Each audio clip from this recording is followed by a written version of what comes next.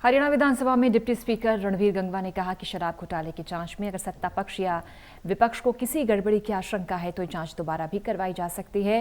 हिसार में रणवीर गंगवा से खास बातचीत की हमारे सहयोगी महेश कुमार ने। हरियाणा में शराब घोटाले की जांच रिपोर्ट सामने आने के साथ ही सियासी तूफान पैदा हो चुका है। विपक्ष लगातार सरकार पर हमलावर होता नजर आ रहा है। जिस तरीके से जांच की गई और जो परिणाम सामने आया उसके बाद विपक्ष की तरफ से सरकार पर लगातार हमला बोलने का काम किया जा रहा है।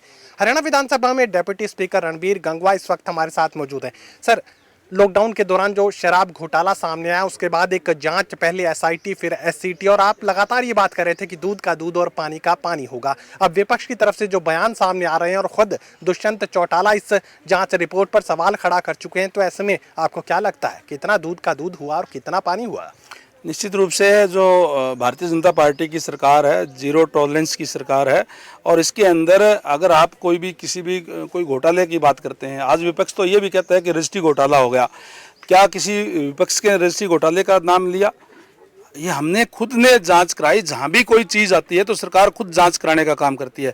जहां तक शराब घोटाले की बात है, अगर कोई इसके अंदर कोई भी रिपोर्ट आई है, रिपोर्ट की अभी सामने जो रखी गई है उसकी भी जांच करके अगर कहीं कोई किसी को शक है, कोई अगर गलत जांच है तो जांच तो दोबारा भी हो सकती है उसकी।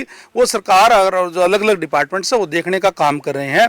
तो निश्चित रूप से कोई भी अधिकारी, अगर कोई भी उसके अंदर किसी ने गलत काम किया है तो बख्शा नहीं जाएगा। कोई भी, चाहे अधिकारी है चाहे कितने प्रभावशाली आदमी है, तो उसको कहीं भी कोई बचने की गुंजाइश नहीं है। निश्चित रूप से दूध का दूध और पानी के पानी इसके अंदर होगा। सीनियर आईएएस टीसी गुप्ता ने ये जांच रिपोर्ट सामने रखी है। एक आईपीएस और एक आईएएस अधिकारी को इसके लिए जिम्मेदार ठहरा दिया गया, लेकिन जो असल नाम सामने आ रहा था, लगातार हम उसी को लेकर सवाल आपके सामने रख रहे थे कि जो सियासी जो सूरमा पीछे इसके माना जा रहा था उसके नाम को आप सामने जाहिर नहीं कर पाए। एससीटी का गठन तो किया लेकिन अधिकार छीन लिए। अब आगे किस रास्ते इस जांच को ले जाने की तैयारी है? क्योंकि दुष्यंत तो साफ ये बात कह रहे हैं कि इस तरह की जांच का एक अधिकारी को जिस तरीके से जिम्मेदार ठहराया जा रहा है वो तो उनके ही आदेश का पालन कर रहे थे, और एससीटी को तो जो एक्साइज एंड डिपार्टमेंट था उसकी तरफ से ब्यौरा ही उपलब्ध नहीं करवाया गया। तो ऐसी जांच के मायने क्या बचे हैं?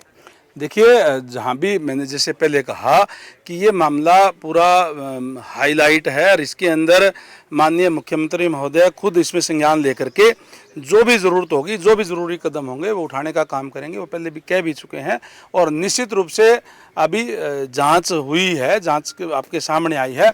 क्या क्या है, कौन कौन है, ये समय के साथ सारी चीज़ें आप लोगों के सामने आ जाएगी। कुमारी शैलजा ने भी कल एक बयान सामने रखा है कि सियासत में जो लोग जिनका नाम सामने आना चाहिए था वो नहीं आया, सिर्फ अधिकारियों को जिम्मेदार ठहरा दिया गया। न्यायिक जांच की मांग कुमारी शैलजा की तरफ से सामने रखी गई है। कांग्रेस पार्टी के लोग तो केवल और केवल उनको तो बयान देने के काम है, और कोई मतलब नहीं है। जितने घोटाले कांग्रेस के समय में हुए, हर रोज़ नया घोटाला होता था, वो लोग भी आज कोई जांच की बात या इस टाइप की बात कर रहे हैं। मैंने जैसे पहले कहा, ये तमाम जो चीज़ें हैं, ये जो कोई घोटाले की बात है, कहीं कोई गड़बड़ी की आशंका होती है, तो ये तमाम चीज़ें भारतीय जनता पार्टी ने की सरकार है और सरकार ने खुद इसके ऊपर जांच करने का काम किया है, न कि विपक्ष ने। सरकार ने जब उनकी जांच की, चाहे वो रजिस्ट्री थी, चाहे ये शराब घोटाले की बात थी, या कोई इस टाइप की जब आशंका हुई तो उन्होंने जांच करवाने का काम किया है। उन्होंने तो जब सरकार ने जब जांच के आदेश दे दिए तब ये बयानबाजी करने का काम कर रहे हैं। इसलिए इनको कोई चिंता करने की जरूरत नहीं है। जो भी होगा वो बिल्कुल क्लियर होगा। कोई भी, अगर किसी भी सत्र का कोई भी व्यक्ति, चाहे वो कितना ही प्रभावशाली हो, अगर उसके अंदर कहीं कोई शामिल पाया गया तो निश्चित रूप से उसके खिलाफ कार्रवाई होगी। इस बात के लिए सरकार प्रतिबद्ध है। कोरोना काल में रोडवेज की बसों को पूरी क्षमता के साथ चलाने की इजाजत सरकार की तरफ से दे दी गई, तो ऐसे में हरियाणा विधानसभा का सत्र अब कब होगा, सवाल ये भी है। सत्र बुलाना सरकार का काम है और हमारा काम तो उसको कंडक्ट करना है। निश्चित रूप से मैं जहाँ तक समझता हूँ कि अगस्त के लास्ट वीक के अंदर सत्र सरकार जो है वो बुलाएगी, और हमने उसकी पूरी विधानसभा के अंदर तैयारी कर ली है। सोशल डिस्टेंसिंग किस तरीके से रखना है, क्या करना है, उसके ऊपर भी हमने तमाम हमारी तैयारी जो पूरी है। तमाम विधायकों को वहीं बुलाया जाएगा या डिजिटल माध्यम से ये आयोजित की जा सकती? नहीं, सारे के सारे विधायक वहीं विधानसभा के अंदर आएंगे और विधानसभा के अंदर हमने पूरी सोशल डिस्टेंसिंग कैसे रखी जाएगी, किस तरीके से किया जाएगा, उसमें भी पूरा अपना जो वर्क है वो पूरा कर लिया है। बड़ौदा उपचुनाव को लेकर किस तरह की बिसात भारतीय जनता पार्टी बिछाने जा रही है? भारतीय जनता पार्टी जो है हमेशा लोगों के अंदर हम रहते हैं और आज जिस तरीके से आदरणीय मनोहर लाल जी के नेतृत्व में सरकार चल रही है, लोगों का एक विश्वास है कि ये सरकार जो ट्रांसपेरेंसी की सरकार है, बगैर भेदभाव के नौकरियां देने वाली सरकार है।